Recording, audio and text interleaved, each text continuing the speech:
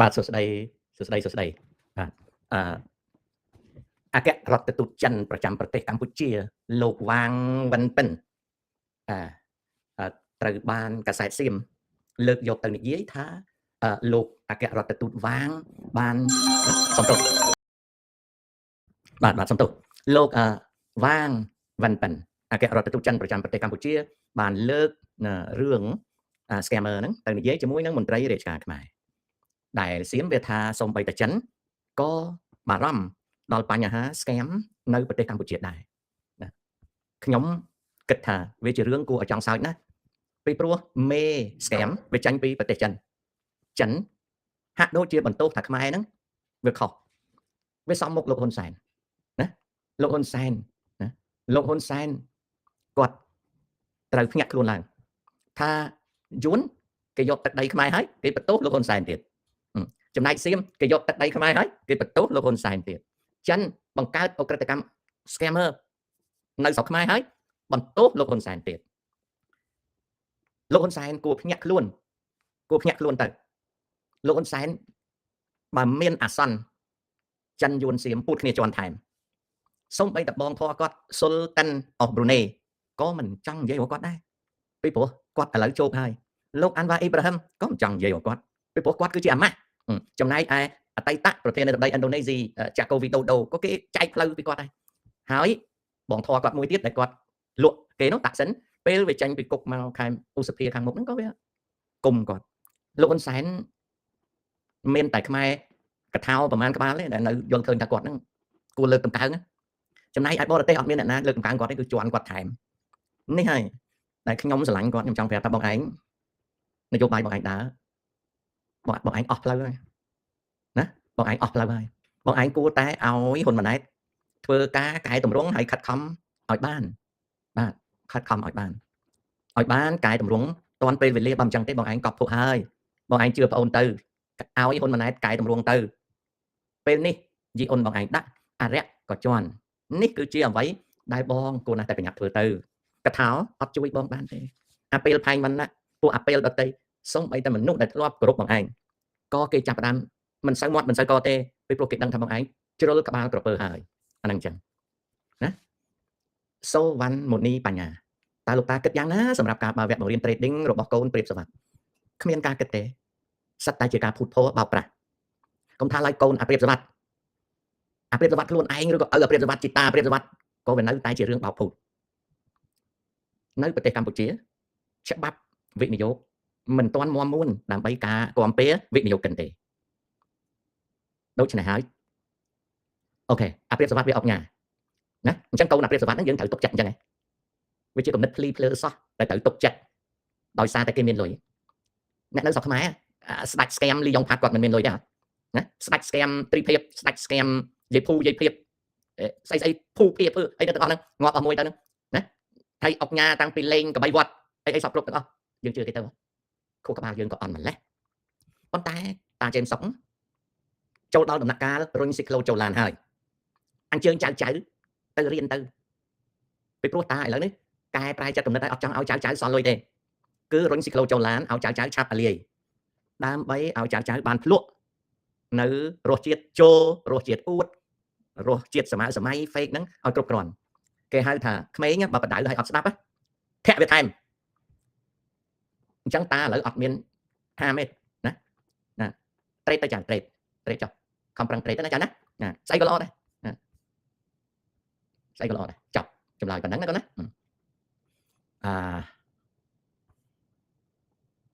សុកធេរិតប្រទេសអភិវឌ្ឍមើលលើអ្វីខ្លះដំបូងមើលខ្លួនឯងកូនគឺប្រជាជនដែលរស់នៅក្នុងប្រទេសហ្នឹងមើលខ្លួនឯងថាតើខ្លួនមានការធ្វើទេបើយើងជាអ្នករកការធ្វើតើវាងាយរកការធ្វើទេបើងាយរកការធ្វើអាហ្នឹងសេដ្ឋកិច្ចប្រទេសល្អចុះបើយើងជាអ្នកលក់ដូរតើលក់ដូរស្រួលទេលក់ដូរបានចិញ្ចឹមជីវិតទេបើលក់ដូរបានអាហ្នឹងប្រទេសល្អចុះផ្ទះសម្បែងមានចោរកម្មត្រូវដាក់ចម្រឹងដែកទេបើដាក់ចម្រឹងដែកប្រទេសសុវត្ថិភាពភូមិឋានមិនល្អចុះបើផ្ទះត្រូវមានរបងខ្ពស់ទេបើមានរបងខ្ពស់ប្រទេសសុវត្ថិភាពភូមិឋានអត់ល្អចុះបើរបងទាបឬក៏មិនចាំបាច់មានរបងហើយផ្ទះមិនចាំបាច់មានចម្រឹងដែកអាហ្នឹងភូមិឋានសុខសាន្តចោរកម្មតាំងពីសម្លៀកបំពាក់ហាលនៅក្រៅ ấy tao bắt bóng thế mà bắt bóng thế phùng thản sọc sàn và bắt bóng anh sầm bố chào cho thôi đầm na sân đạp nọ chả cho lõ đấy sân đạp nọ chả cho lõไปchôn civil lại bao sân đạp nọ chả cho mình lõไปchôn thôi rất tê đối chào chẳng bao cắt một cắt ấy từng té đối chào chẳng ta ca phạt bên đây dương từ ao lôi bali rồi dương từ bằng nó lại phá ta bị cay bắt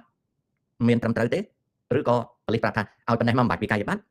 bao bật tê bên này miền sẽไปanh bật tê bốc lưới chụp ra nàyตกลากาก็ได้กระดำเนี่ยเมียนชนะเนี่ยเมียนชนะก็ได้เนี่ยรอจังก็ได้อันนั้นอดละออเด้กลายขนมเติมหนึ่งสังสองหายมันตอนบานปีชนะเขานั่งอดละออเด้ตามตองสตึงตามส่วนสาธารณะสมบูรณ์สมบูรณ์สับเตะอดเจือนเดือนโดยใช้ให้กี่เป็นนัดมือจังเตะเชียนเอาตีหอตะเคียมอะไรกันเลยไอ้ลูกประเทศใบกรัมท่ากำนันใส่ตะไคร้ปุ่มเปิลเพลรอยยังอดเจือบ่ลูกโดนัลด์ทรัมป์thấyประเทศกำปงจุ่มร้านครั้งนะคนไทยខ្ញុំអត់ការងារធ្វើខ្ញុំអត់ជឿអញ្ចឹងរបៀបមើលប្រទេសអភិវឌ្ឍអត់មានមើលនឹងរាជការភូតយើងទេគឺមើលនឹងសង្គមសេដ្ឋកិច្ចរបស់យើងសង្គមសេដ្ឋកិច្ចគឺមើលដូចខ្ញុំរៀបរាប់អញ្ចឹងណាកូនណាសក់ធេរិតនឹងអញ្ចឹងនឹងរបៀបមើលអញ្ចឹងអូខេ JD ឥឡូវសម្ដេចហ៊ុនសែនដូចមិនដែលឃើញឡើងវេទិកាសរសេរញ៉ាត់ទៅសុំអញ្ជើញសម្ដេចចាប់ក្បាលមីក្រូហ្វូនទៅបើសិនណាជាចៅឯងចង់ស្ដាប់សម្ដេចហើយនៅពេលសម្ដេចចាប់មីក្រូហ្វូនចៅឯងទៅនៅក្បែរភូមិជោគជ័យព្រៃច័ន្ទឬក៏នៅប៉ោយប៉ែតទៅពីព្រោះដល់ពេលសៀមវាវាយបានស៊ីក្របខ្លោងណាទៅជិះឡានមកវិញជិះចានជួនកាលអត់មានចានជិះទៀតពីព្រោះដូចជាអបសព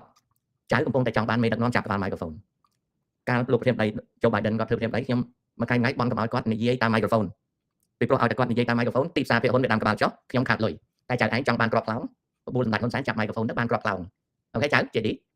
ណាំធេរ៉ាលោកតានៅ USA ការងារដែលល្អស្ដាប់អត់បានកូនសរសេរដូចជាខ្វះពេកហេង7506តើការលក់ដៃខ្យល់របស់លេណាវត្រាតើគូប្តឹងពីកន្លែងណាដល់កន្លែងណាបើខ្លួនជាជនរងគ្រោះខ្លួនដាក់ពាក្យបណ្ដឹងទៅហើយបបួលគ្នាដែលជាជនរងគ្រោះដាក់ពាក្យបណ្ដឹងទៅបណ្ដឹងពីការក្បត់កងត្រាដាក់ពាក្យបណ្ដឹងទៅណាតៃកណ្ដាល trade មានន័យថាចិត្តដួលបាទណាការធ្វើដំណើរឆ្ពោះទៅរកភាពរលំរលាយតង់បញ្ញាប្រទេសយើងខ្លាយជាមហាអំណាចហើយចៅឥ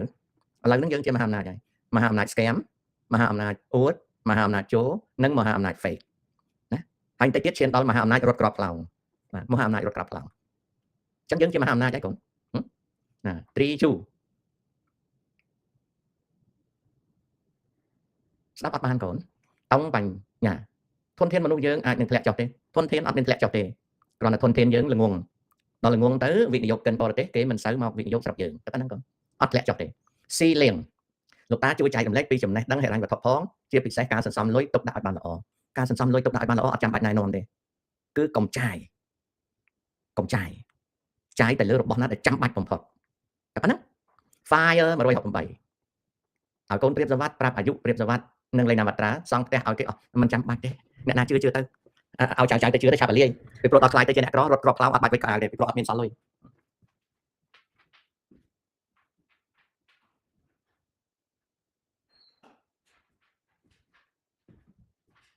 ក្មេងស្រុកខ្មែរកាលណាយើងណែនាំហើយណាគេនៅសួរដែរយើងរុញជិះចូលឡានឲ្យវាឆាប់ចប់មធ្យោបាយដូចចវាយគាត់កាន់កាប់ពិភពលោកចឹងណាចវាយកាលណាមានមនុស្សក្រីក្រច្រើនគាត់ឲ្យពិភពលោកកើតសង្គ្រាមដើម្បីកាត់បន្ថយអាមនុស្សក្រីក្រកាលណាពិភពលោកសម្បូរខ្លាំងធ្វើសង្គ្រាមទៅបើសង្គ្រាមលោកកើតឡើងវាអស់100លាន200លាន300លានបើមិនចឹងទេចវាយគាត់បញ្ចេញរោគឆ្លងដូច COVID ចឹងដាក់មួយចឹងទៅអស់ប្រហែលលានចឹងទៅហើយបានគាត់ចាញ់វ៉ាក់សាំងយើងជាម៉ែជាឪតកាត់ចិត្តបើថាកូនបដៅបានទេរុញចូលឡានណាដូចម្ដាយខ្ញុំកាលខ្ញុំនៅក្មេងម្ដាយខ្ញុំក៏អត់ចេះអីដែរគាត់ប្រាប់បងប្រុសខ្ញុំថាថៃកូនឯងយកអាគុណទៅសាលាប្រាប់គ្រូផងថាម៉ែសុំតែស្បែកឯងឆ្អឹងនេះម្ដាយខ្ញុំគាត់និយាយតែពាក្យប៉ុណ្ណឹងគាត់អត់មានអី5ផ្ញើអីអត់មានអីអត់មានសំណុំពោចំពោះគ្រូទេគាត់មានតែពាក្យហ្នឹងថាកូនឯងយកវាទៅរៀនណាជួបលោកគ្រូឬអ្នកគ្រូប្រាប់ផងណាជួបលោកគ្រូឬអ្នកគ្រូប្រាប់ផងថាសុំម៉ែសុំតែស្បែកឯងឆ្អឹងអូយសម័យហ្នឹងគ្រូវាយប៉ុន្តែខ្ញុំមិនដែរគ្រូវាយណាប៉ុន្តែគ្រូបំបត្តិដៅផងបន្ទាត់ផងអីផងវាយដូចផ្ទះចឹងពីព្រោះអីពីព្រោះម្ដាយពុកសុំតែស្បែកឯងឆ្អឹងទេទៅរៀនសាលាវត្តក៏លោកវាយប៉ុន្តែខ្ញុំមិនដែរមានអ្នកណាវាយមកជីវិតខ្ញុំរៀនគ្រូអត់ដែរវាយព្រោះខ្ញុំរៀនបកកែហើយខ្ញុំខ្លាចគ្រូអាហ្នឹងអញ្ចឹងសម័យឥឡូវណាការរុញចូលឡានចាប់កុំបាក់បដៅណាកុំបាក់បដៅបើនិយាយរាល់ថ្ងៃហើយនៅមិនយល់អាហ្នឹងយើងរុញចូលឡានណាធម្មតា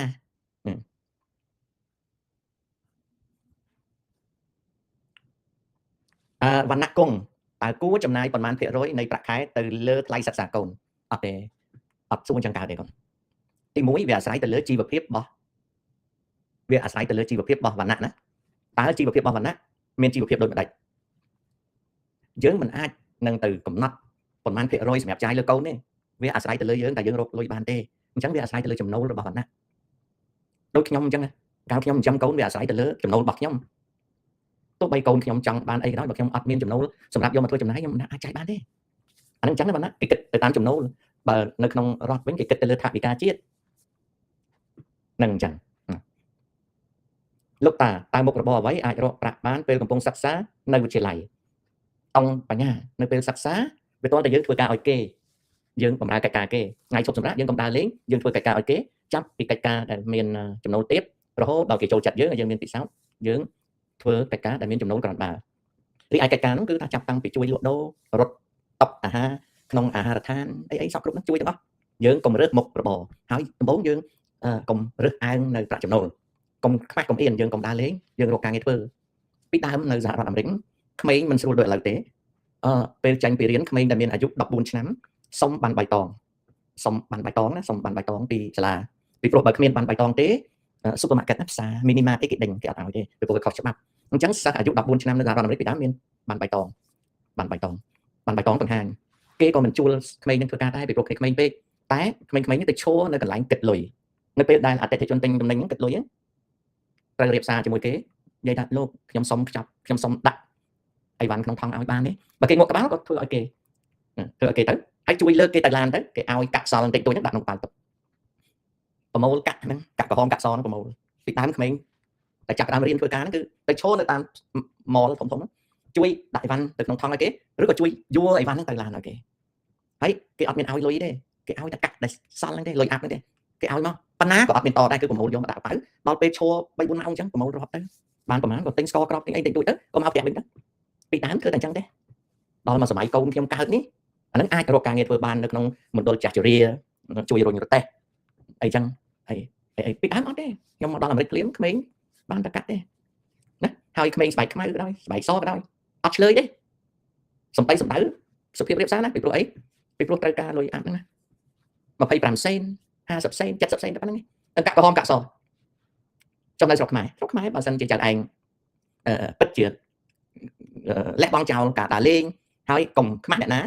អនាគតចៅទៅជួយលើកម្ហូបទៅជួយស្អីគេក៏គេនេះដែរជួយគេបានគ្រប់កន្លែងណាហើយធ្វើឲ្យខ្លួននឹងមានអនាគតបងប្រុសបងស្រីខ្ញុំមានបងប្អូន8នាក់ណាបងប្រុសខ្ញុំទី1បងប្រុសទី2ស្រីទី3ស្រីទី4ប្រុសទី5ប្រុសទី6ស្រីទី7ស្រីទី8ខ្ញុំមានបងប្អូន8នាក់បងទី1ខ្ញុំស៊ីឈ្នួលគេបងស្រីខ្ញុំស៊ីឈ្នួលមើលកូនឲ្យគេផងដេរុនលេវឲ្យគេផងបងទី3ខ្ញុំស្រីស៊ីឈ្នួលដាំស្លសម្អាតផ្ទះសម្បែងឲ្យគេឲ្យចិនហើយដេរុនលេវផងណា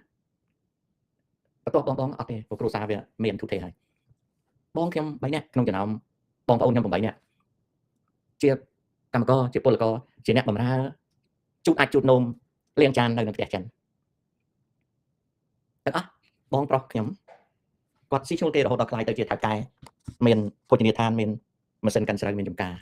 រហូតដល់មានហាងកែឡានណាឡានចាស់កែទៅជាថ្មីរហូតដល់មានអណ្ដូងត្បូងអូខេគាត់ចាប់ដើមពីស៊ីឈ្នួលគេ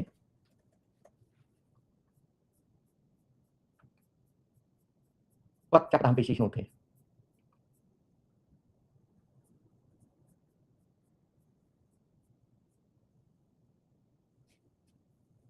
នឹងបងប្រុសខ្ញុំបងស្រីខ្ញុំ2នាក់ស៊ីឈ្នួលមើលកូនឲ្យគេជុបផ្ទះជុបអីឲ្យគេហើយស្រេះរនលេវ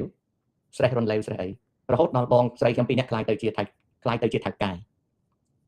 មិនមែនកើតមកនៅលើកំណោមេប្រាក់ទេមានតែខ្ញុំទេម្នាក់ទេតែកើតមកហ្នឹងនៅលើកំណោមេប្រាក់តែម្ដង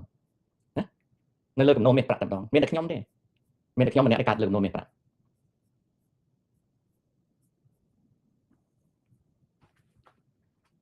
ដូច្នេះការងារគឺយើងកសាងបើសិនណាជាកូនចៅកាត់បន្ថយពេលវេលាចំណាយចោលហើយរៀនហើយនឹងធ្វើការឲ្យគេនឹងខ្លាយទៅជាអ្នករឹងប៉ឹង ខ្លាយទៅជាអ្នករឹងប៉ឹងម៉ុងរទ្ធីក៏គាត់កើតមកមិនមានសក់គង់ក៏កើតមកមិនជាអ្នកមានលីយ៉ុងផាត់ក៏មិនជាអ្នកមានពួកអស់ហ្នឹងកើតមកក្ររស់ស៊ីរត់ពុនតាណាលើកឡើងតាគិតមេងវាមានតាវាខំប្រឹងប្រែងមកក្រោយមកក៏វាមានទៅអញ្ចឹងការងារសំខាន់ណាដែលយើងត្រូវហាត់ពុតអញ្ចឹងអ្វីគឺយើងជាអ្នកកាត់ចង្កូតណាគ្រួសារលោកហ៊ុនសែនមិនមែនអ្នករកស៊ីទេហើយក្នុងមួយរយៈ40ឆ្នាំដែលគាត់ជា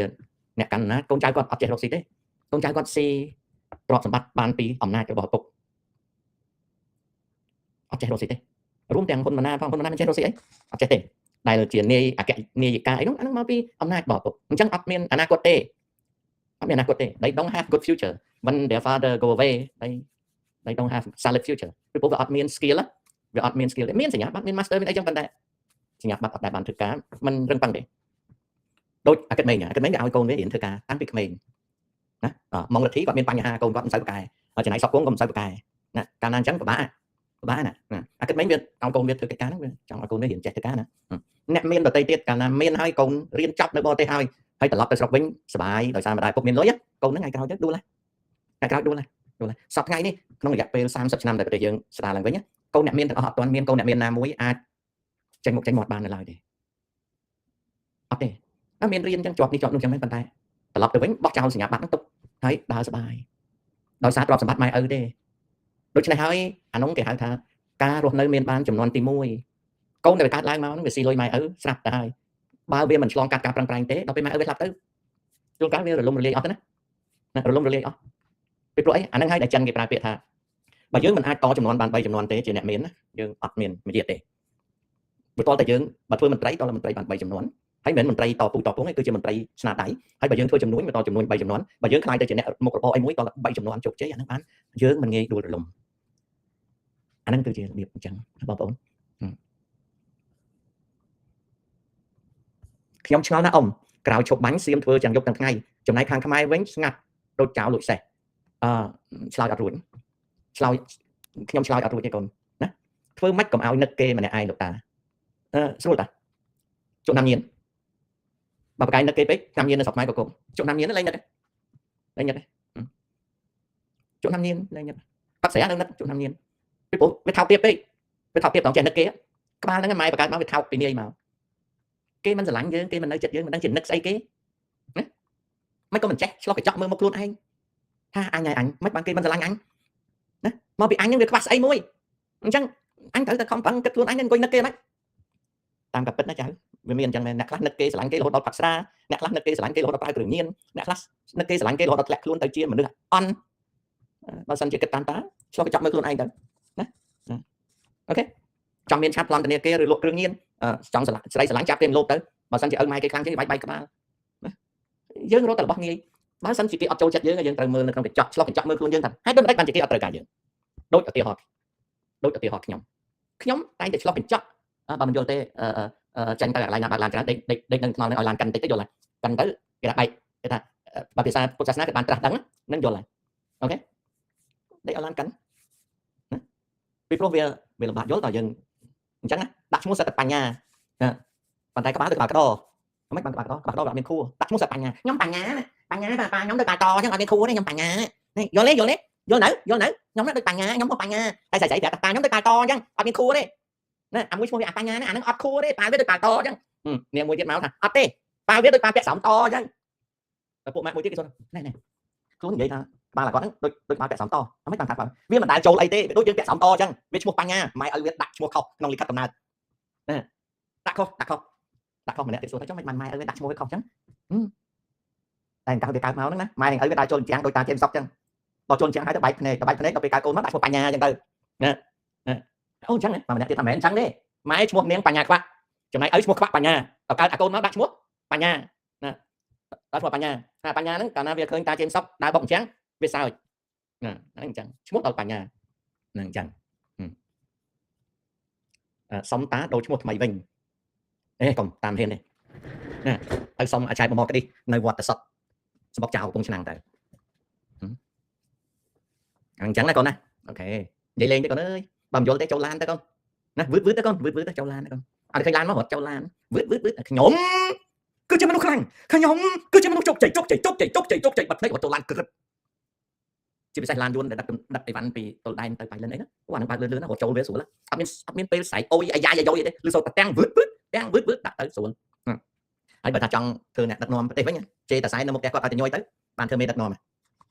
ta sai có thời ca chưa được mê đặt nôm anh chẳng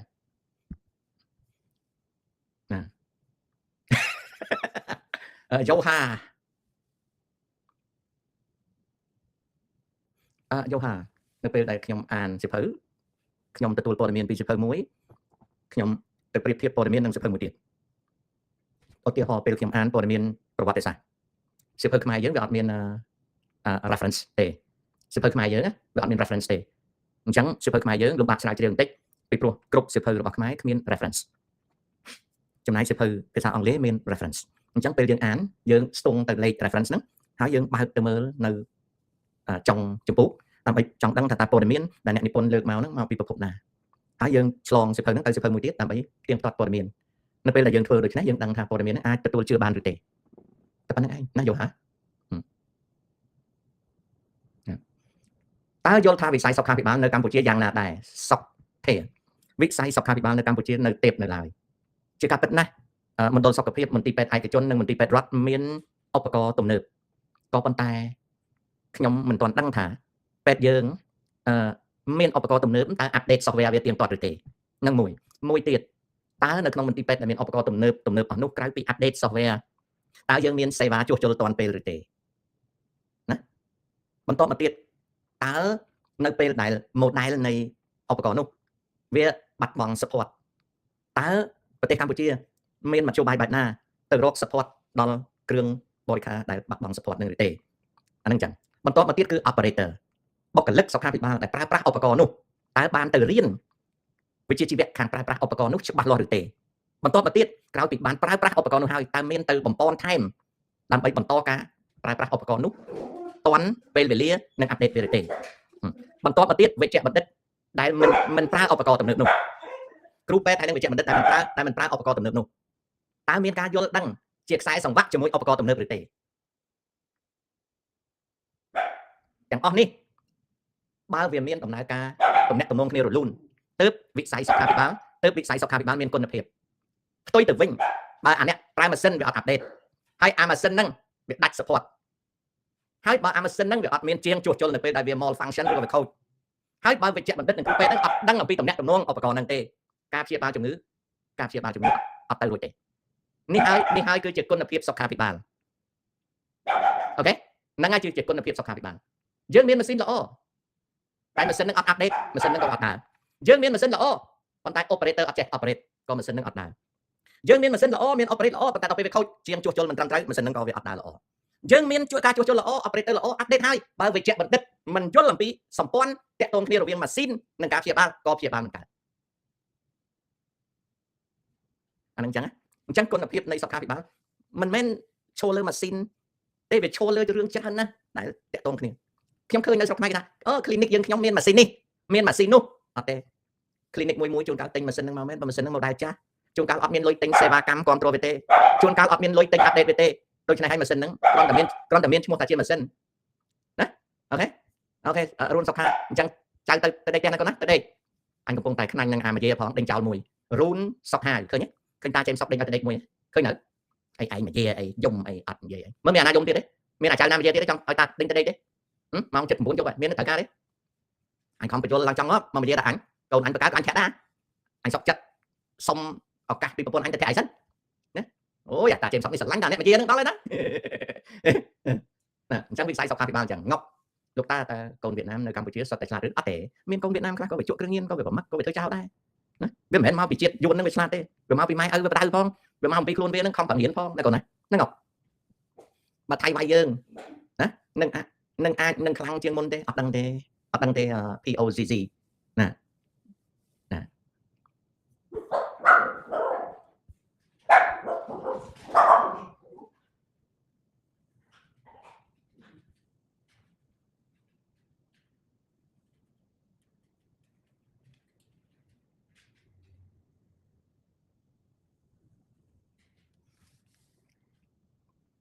ការស៊ីជួអ៊ុត fake ឈ្នះរឿងព្រំដែនខាងកើតខាងលិចតើធ្ងន់ធ្ងររហូតជល់ក្បាលក្រពើកាយលែងឡើង សប្តាហ៍នេះជ្រុលក្បាលក្រពើហើយ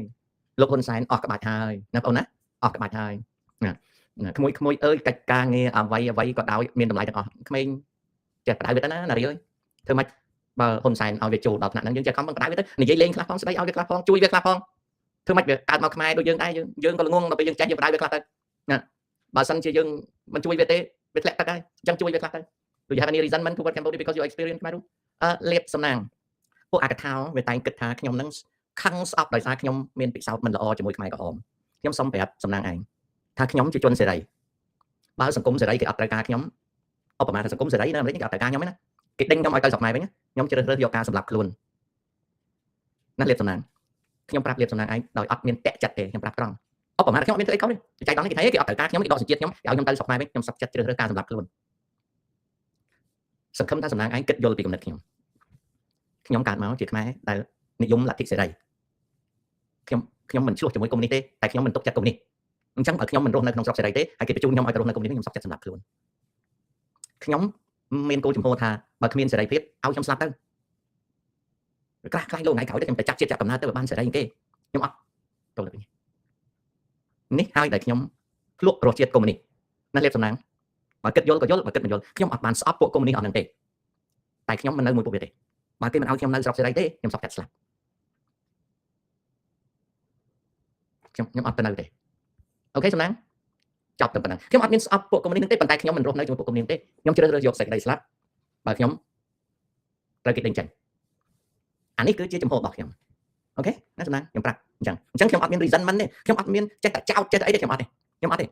ខ្ញុំយល់ប៉ុន្តែអញ្ចឹងឯងបានខ្ញុំប្រាប់ថាខ្ញុំស្រឡាញ់លោកហ៊ុនសែនស្រឡាញ់ហ៊ុនម៉ាណែតប៉ុន្តែខ្ញុំមានលក្ខខណ្ឌមួយគឺខ្ញុំអត់រស់នៅក្រោមបាតជើងគាត់ទេខ្ញុំអត់មានស្អប់ខ្ពើមគាត់ទេខ្ញុំអត់ប្រឆាំងគាត់តែខ្ញុំសម្រាប់តែខ្ញុំអត់រស់នៅខ្ញុំកើតមកជាមនុស្សខ្ញុំអត់រស់នៅក្រោមបាតជើងគាត់ទេពួកគាត់ពួកកុម្មុយនីសពួកគាត់ពួកកុម្មុយនីសណ